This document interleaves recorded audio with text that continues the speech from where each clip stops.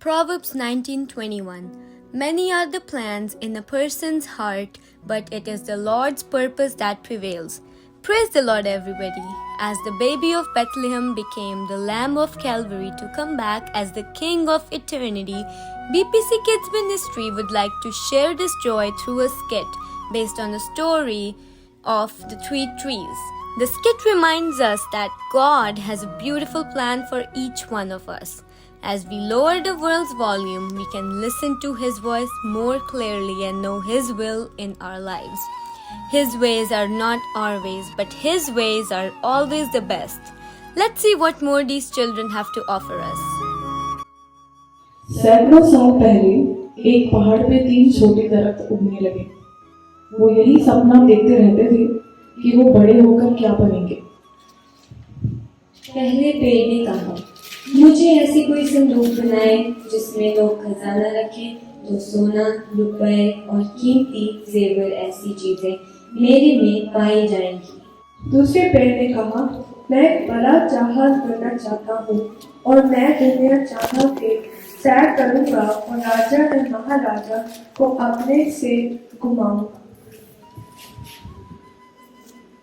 तीसरे पेड़ ने कहा, मुझे तो सबसे ऊंचा पेड़ बनना है ताकि जब लोग मेरी तरफ देखें तो उनकी आंखें आसमान की तरफ उठे और वो परमेश्वर के बारे में सोचने लगे।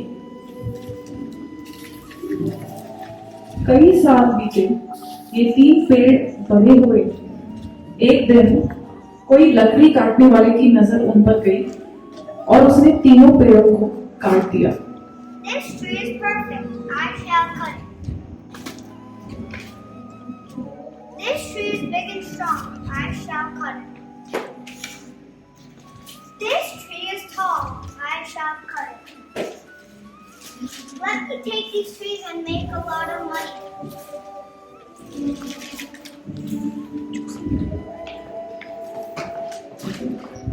पहले पेड़ को बहुत खुशी हुई जब उसे दुकान ले गए और एक संदूक के आकार में बनाया गया।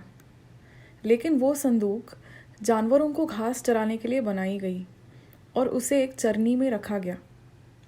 दूसरे पेड़ को भी बहुत खुशी हुई जब उसे एक जहाज़ बनाने के कारखाने ले गए, लेकिन उसमें से एक छोटी सी नाव बनी जो मछुआरे चलाते थे।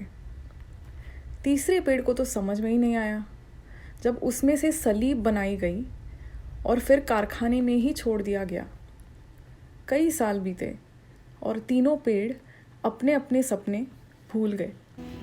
एक दिन ऐसे हुआ, एक दंपति अपने नन्हे बालक को लेकर वही चरनी में सराय लेने आई और अपने उसी बेटे को घास से भरी संदूक पर लेटा दिया।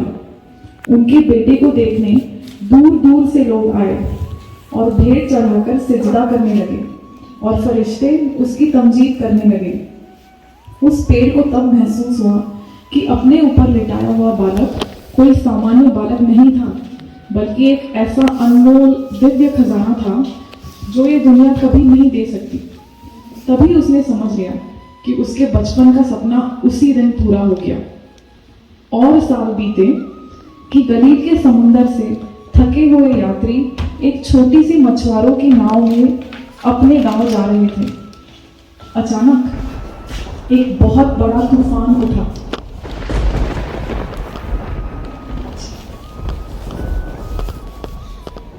Jesus, wake up! There's a storm! Jesus, wake up! We're gonna drown!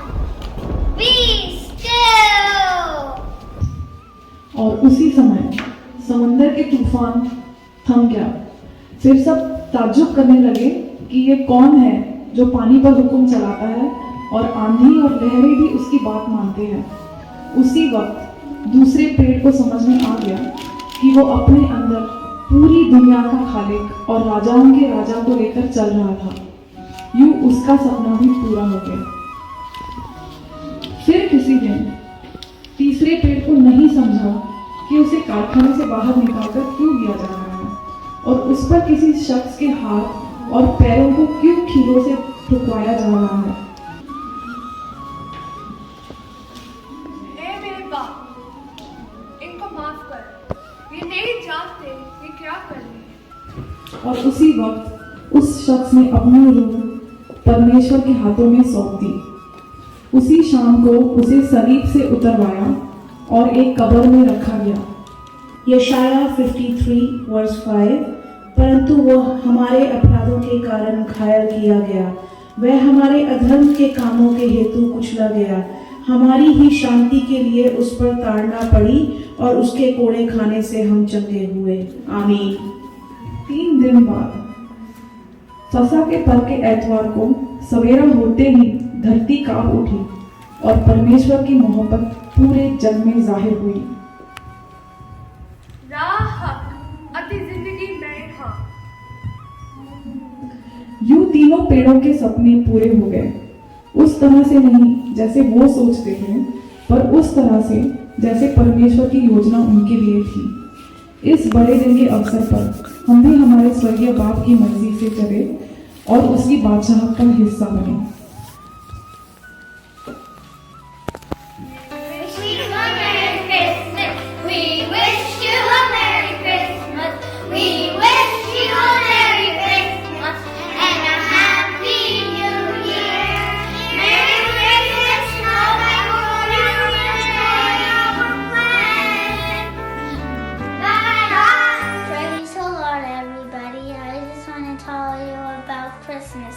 Christmas is all about Jesus' birthday, and Jesus was born on that day, so that's why we celebrate Christmas.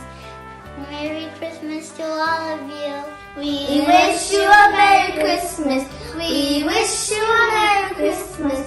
We wish you a Merry Christmas and a Happy New Year. The tidings we bring to you and your King. We wish you a Merry Christmas and a Happy New Year. May God bless you, BPC family. We love you so much.